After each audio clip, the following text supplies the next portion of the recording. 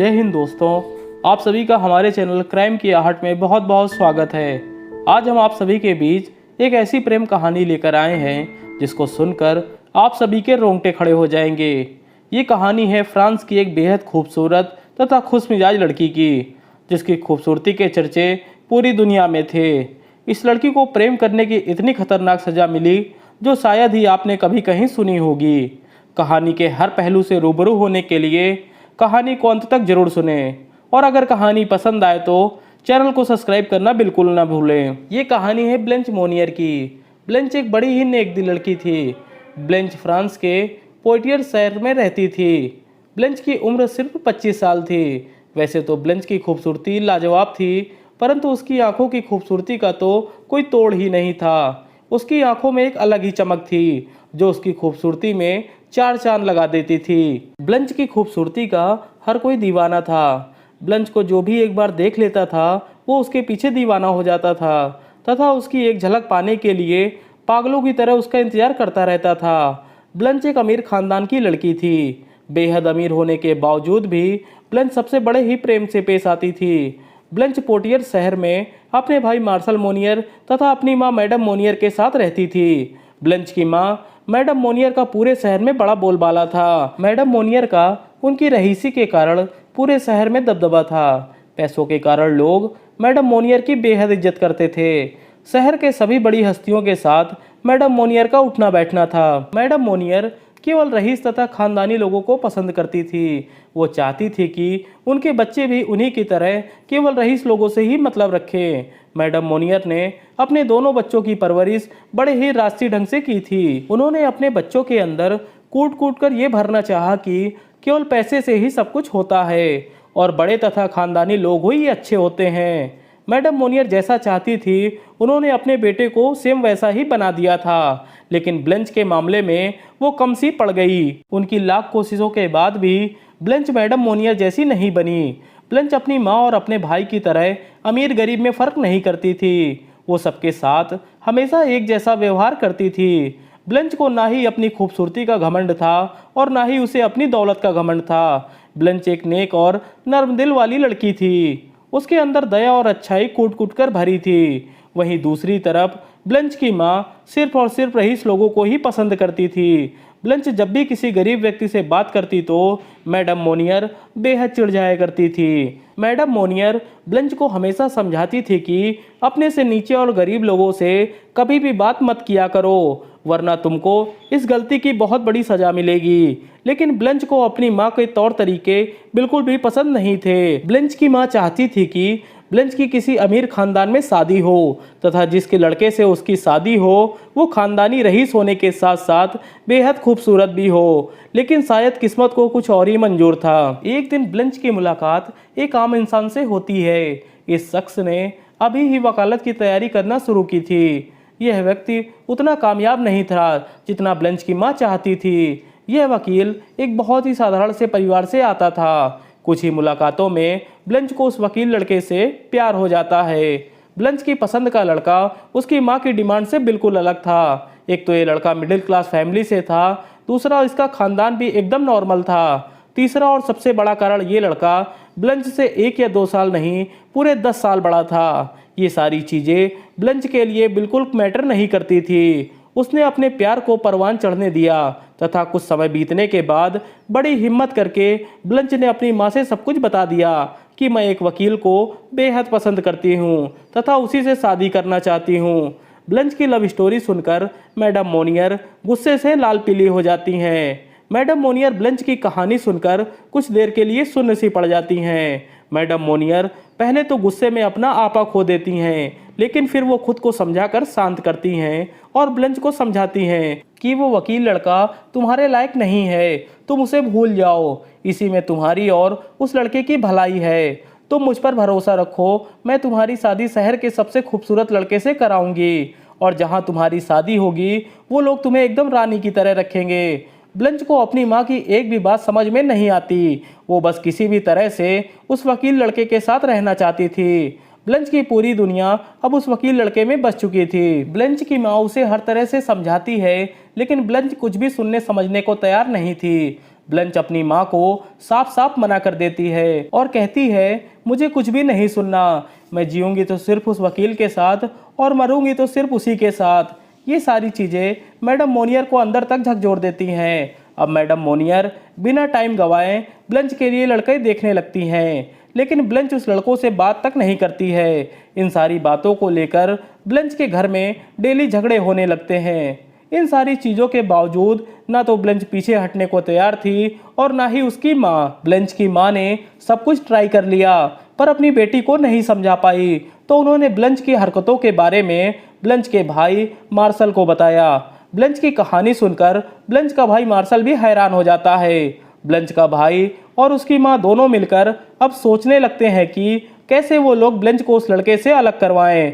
अब माँ बेटे के जीवन का बस एक ही मकसद बचा हुआ था कि किसी भी तरह से उन्हें ब्लंच और उस लड़के को अलग करना था। माँ बेटे मिलकर रात दिन ब्लंच पर नजर रखते और प्लान बनाते रहते थे ब्लंच को उस वकील लड़के से अलग करने के। एक दिन मैडम मोनियर और मार्शल ब्लंच के पास फिर जाते हैं और उसे समझाते हैं तथा उससे कहते हैं हमें और परेशान मत करो, उस लड़के को भूल जाओ।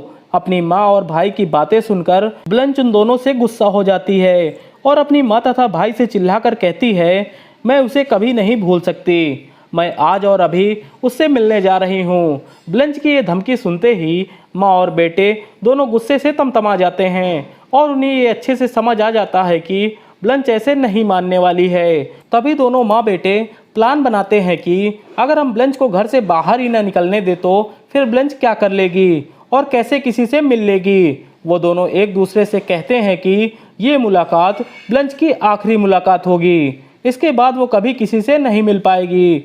ब्लंच के घर से जाने के बाद माँ बेटे उसके वापस आने का इंतजार करने लगते हैं। काफ़ी रात हो जाने के बाद ब्लंच वापस घर लौटती है। ब्लंच को वापस घर आता देख माँ बेटे दोनों चैन की सांस लेते हैं और हरकत में आ जाते हैं। ब्लंच घर लौटकर सीधे अपने कमरे की तरफ जाने लगती है।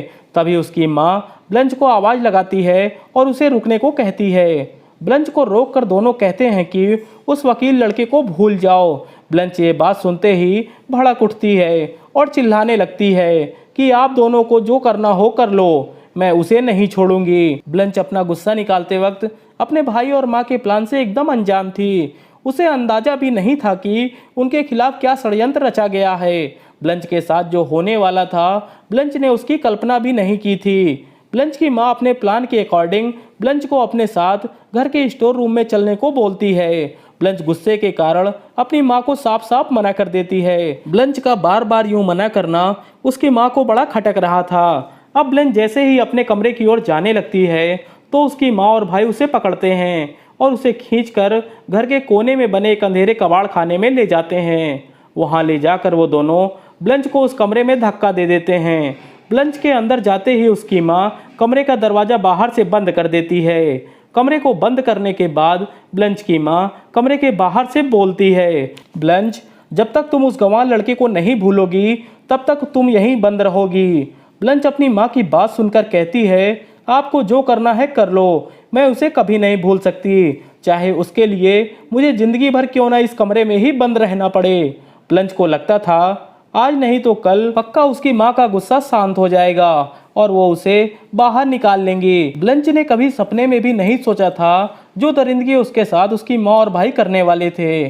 ब्लंच के साथ जो हैवानियत उसके अपनों ने की थी वो शायद ही आपने कभी सुनी होगी। एक दो दिनों के बाद मैडम मोनियर और मार्शल उस कमरे में जाते हैं जहां उन्होंने ब्लंच को बंद किया था। उस कमरे में जैसे ही वो दोनों घुसते हैं गंध से बेचैन हो उठते हैं। वहां जाकर वो दोनों उस कमरे में एक बेड लगवा देते हैं तथा पूरे कमरे को अच्छी तरह से सील पैक करवा देते हैं।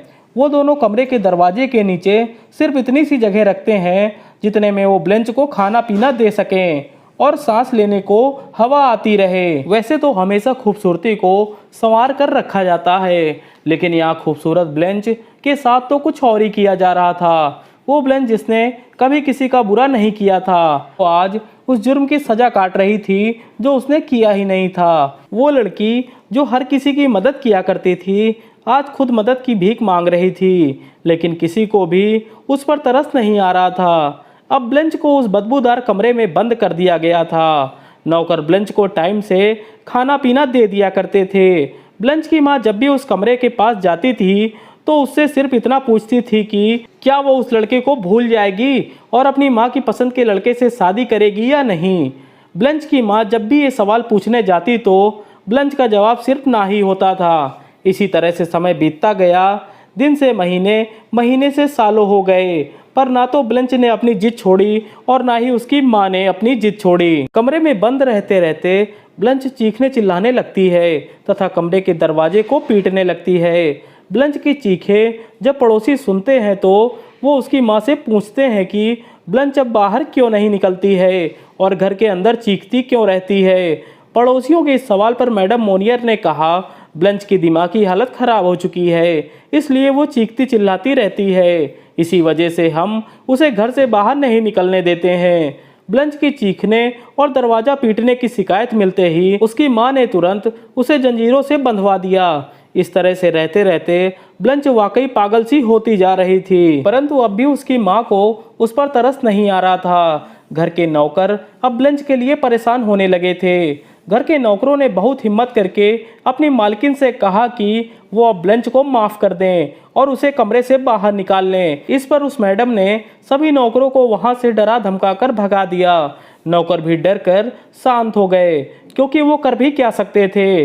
अब धीरे धीरे ब्लंच की चीखें, रोना सब कम होता जा रहा था, क्योंकि अब ब्लंच बेहद कमज़ोर हो चुकी थी। ब्लंच की हालत बेहद ख़राब हो चुकी थी, लेकिन उसकी माँ मैडम मोनियर को अब भी उस पर तरस नहीं आ रहा था। अब ब्लंच को उस बदबूदार कमरे में रहते हुए पूरे 9 साल हो जाते हैं। इन 9 सालों में ब्लंच का शरीर तो पूरी तरह से टूट जाता है, परंतु उसकी जिद नहीं खत्म होती। 9 सालों बाद ब्लंच की माँ को ये खबर मिलती है कि जिस वकील लड़के से ब्लंच प्यार करती थी वो किसी बीमारी के कारण मर चुका है। मैडम मोनियर इस खबर से बेहद खुश होती हैं। वो ब्लंच को इस बारे में कुछ भी नहीं बताती हैं। वो सीधा ब्लंच के कमरे के बाहर जाती हैं और उससे पूछती हैं कि क्या वो मेरी पसंद के लड़के से शादी करेगी या नहीं। इस पर ब्लंच का जवाब फिर हमेशा की तरह ना ही होता है। ब्लंच की माँ अपनी जिद के आगे अपनी माँ के फर्ज को भूल चुकी थी। वो बस किसी भी तरह से अपनी बेटी को हराना चाहती थी। जब जब ब्लंच उनकी बात ना मानकर उनको उल्टा जवाब देती थी, तब तब उसकी माँ का गुस्सा और बढ़ जाता था। इसी गुस्से के कारण मैडम मोनियर ने ब्लंच को बाहर नहीं निकाला। दिमागी हालत खराब होने के बावजूद ब्लंच ने अपनी जिद नहीं छोड़ी थी। उसे सब कुछ भूल चुका था, लेकिन उसे अपनी जिद नहीं भूल रही थी। इसी गुस्से और जिद की तकरार में पूरे 26 साल 2 महीने बीत चुके थे, लेकिन कोई भी झुकने को तैयार नहीं था। ब्लंच को 25 साल की उम्र में कैद किया गया था। अब 26 साल बाद भी ब्लंच उसी बदबूदार कमरे में ही बंद थी। ब्लंच ने अपनी जिंदगी के 26 साल बड़े ही दर्द में बिताए थे। उसे अब अपनी जिद के अलावा और कुछ भी याद नहीं था। अब ब्लंच की बॉडी के नाम पर सिर्फ उसका कंकाल बचा हुआ था, जो आज भी अपने माँ के आगे झुकने को तैयार नहीं था। ब्लंच और उसकी माँ की तकरार उसी तरह से चल रही थी। तभी 23 मई 1901 को शहर के अटॉर्नी जनरल के पास एक गुमनाम पत्र आता है। उस पत्र में किसी का नाम नहीं पड़ा था कि उसे किसने लिखा था, लेकिन उस पत्र में बहुत बड़ी बात को लिखा गया था। उस पत्र को लिखने वाले ने लिखा था कि मुझे ये बताते हुए बड़ा अफसोस हो रहा है कि एक बड़ी खूबसूरत लड़की ब्लंच को उसकी माँ मैडम मोनियर ने आज से 25 साल पहले अपने ही घर में कैद कर लिया था। ब्लंच की चीख कुछ साल पहले तक तो यहाँ सुनाई देती थी, लेकिन अब वो भी सुनाई देना बंद हो चुकी है।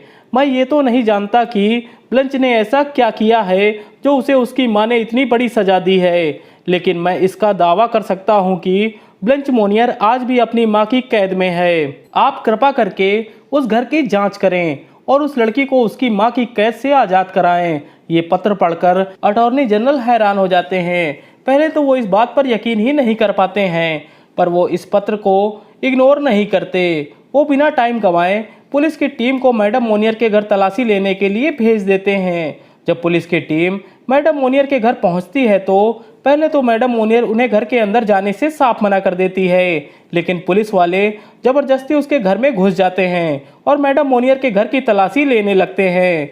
पुलिस की टीम मैडम मोनियर के घर के एक एक कमरे की तलाशी लेते हैं। तलाशी लेते हुए उनको एक अंधेरा कमरा दिखता है। उस कमरे में ताला डला हुआ था। जब पुलिस वाले मैडम मोनियर से उस कमरे को खोलने को कहते हैं तो वो साफ मना कर देती हैं और कहती हैं कि वो एक स्टोर रूम है और उसमें कुछ भी नहीं है। इस पर पुलिस वाले उसे फिर कमरा खोलने को कहते हैं। जब वो नहीं मानती तो वो कमरे का ताला तोड़ देते हैं। ताला तोड़कर जब पुलिस वाले कमरे में दाखिल होते हैं तो अंधेरे के कारण पहले तो उन्हें कुछ भी दिखाई नहीं देता है।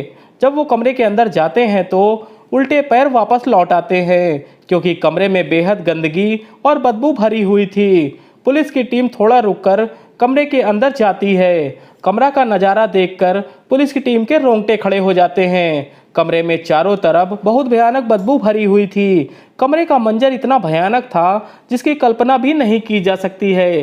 पुलिस की टीम ने जब पूरे कमरे की तलाशी ली तो वो सभी दंग रह गए। उन्होंने देखा बेड पर एक लड़की का कंकाल पड़ा हुआ था जिसके ऊपर कोई कपड़े नहीं थे। बेड के चारों ओर मल पड़ा हुआ था जिस पर अनेकों प्रकार के कीड़े मकोड़े मंडरा रहे थे। बेड के आसपास खाने के भी कुछ टुकड़े पड़े हुए थे जिन्हें चूहे कॉकरोच खा रहे थे। उस कमरे की हालत ऐसी थी जिसे देखा भी नहीं जा सकता था। पुलिस की टीम ने देखा कि वो वही लड़की है जिसकी खूबसूरती के चर्चे पूरे फ्रांस में हुआ करते थे। आज वो इतनी बदसूरत हो चुकी थी कि जिसे अब सही से पहचाना भी नहीं जा रहा था। ब्लंच की पूरी जवानी उस बदबूदार कमरे में बीती थी जिसके कारण वो पागल हो चुकी थी। पुलिस की टीम में एक ऐसा भी पुलिस वाला था जो अपने टाइम में ब्लंच को बेहद पसंद किया करता था। उसने जैसे ही बेड पर वो कंकाल देखा तो वो पहचान गया कि वो तो वही ब्लंच है जो कभी अपनी खूबसूरती के लिए मशहूर थी। सभी ब्लंच को देखकर बेहद अफसोस करते हैं, फिर उसे बड़े ही प्यार से समझाकर एक कंबल में लपेटकर उस नर्क जैसे कमरे से बाहर निकालते हैं। ब्लंच पूरे 25 सालों बाद उस कमरे से बाहर निकलती है। पहले तो वो सूरज की रोशनी में अपनी आंखें ही नहीं खोल पाती है क्योंकि उसे अंधेरे में रहते हुए एक अरसा बीत चुका था। ब्लंच को बड़े ही प्यार से संभाल कर हॉस्पिटल पहुंचाया जाता है तथा उसके भाई मार्शल और मैडम मोनियर को पकड़कर जेल में भेज दिया जाता है। ब्लंच की दिमागी हालत इतनी खराब हो चुकी थी कि वो कुछ समझ ही नहीं पा रही थी कि उसके साथ क्या हो रहा है। ब्लंच के हॉस्पिटल जाते ही पूरे शहर में ब्लंच की दर्द भरी कहानी हवा की तरह फैल जाती है। लोग ब्लंच के लिए बड़ा अफसोस प्रकट करते हैं क्योंकि फ्रांस के लोग ब्लंच से बेहद प्रेम करते थे। पूरे फ्रांस की जनता धरना प्रदर्शन करने लगती है। लोगों के गुस्से और गवर्नमेंट की सख्त सजा के डर के कारण मैडम मोनियर की कुछ ही दिनों में मौत हो जाती है, परंतु ब्लंच का भाई मार्शल अपने पैसों के दम पर कुछ ही दिनों में जेल से बाहर आ जाता है। ब्लंच की इतनी बुरी हालत होने के बावजूद उसके भाई को इस पर जरा भी तरस नहीं आता। जेल से छूटकर वो अपनी जिंदगी में मगन हो जाता है। ब्लंच का अच्छे से अच्छे हॉस्पिटल में इलाज करवाया जाता है परंतु उस पर इलाज का कोई भी असर नहीं पड़ता। 13 साल के लंबे इलाज के बाद 13 अक्टूबर 1913 को 64 साल की उम्र में ब्लंच इस दुनिया को छोड़कर चली जाती है। ब्लंच ने जो नर्क झेला उसे देने वाला कोई और नहीं बल्कि उसकी अपनी माँ थी। आप सभी ने सुना होगा कि पूत का पूत होता है परंतु माता को माता नहीं हो सकती है, लेकिन यहाँ ब्लंच की माँ की हैवानियत देखकर आप सभी ये सोचने को मजबूर हो जाएंगे कि आज की दुनिया में कुछ भी हो सकता है। आज की दुनिया में रिश्तों और इंसानियत को अहमियत नहीं दी जाती है, यहाँ केवल पैसों और स्टेटस को अहमियत दी जाती है।